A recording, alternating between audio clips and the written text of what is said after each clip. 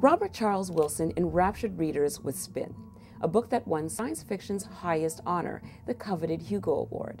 The sequel, Axis, is his continuation of this ambitious galactic saga. Welcome, Bob. Thank you. What story does Axis tell? We've been given access to another planet, not by spaceship, but by sea. There's a kind of portal in the Indian Ocean through which you can sail literally to another planet, an inhabitable planet. Axis tells the story of what happens when we try to settle that planet, try to understand why this portal has been put in place for us. For those who haven't read it, can you tell us what happens in the book that preceded Axis? Spin tells the story of the present-day Earth when it's overtaken by what appears at first to be a catastrophe. The stars disappear one night. The Earth itself is surrounded by a kind of barrier. No one understands why this has happened or who's done this or what we can do about it. Spin tells the story of the human reaction to that crisis.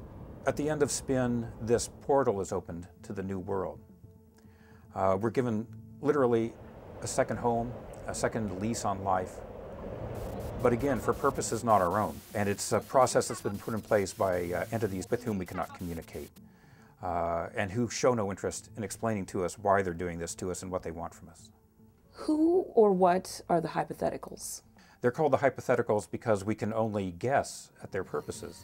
The best guess that people have arrived at is that they are a galaxy-spanning network of self-replicating machines that are in constant contact with one another, constantly networking, constantly evolving, becoming perhaps a kind of massive intelligence that occupies not the space of a human skull, but the space of the galaxy itself.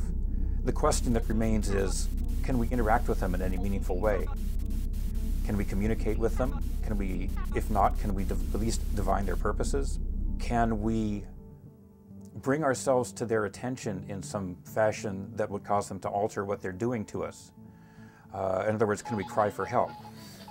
And if we do, will they listen to us? Are they capable of listening to us?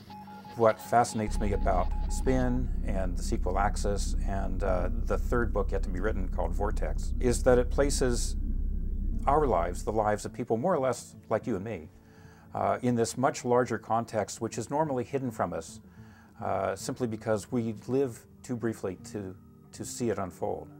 How are religion, cults, and the concept of a higher being explored in Axis? It becomes plain over the course of these two books, and especially in Axis, that what we're dealing with is, in a sense, a higher being. So we have to come to some kind of arrangement with that force.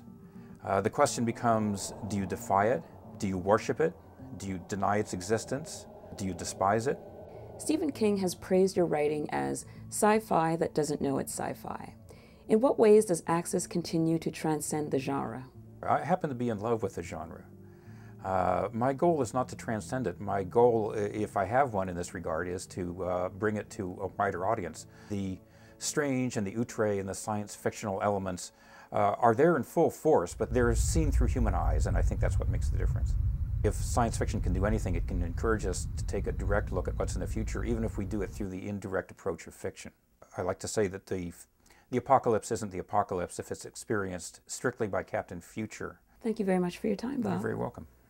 In Axis, Robert Charles Wilson tells a story that not only probes into the reaches of space and time, but also explores the human psyche, the impact of people on their environment, and the bonds we share that make humanity worth saving.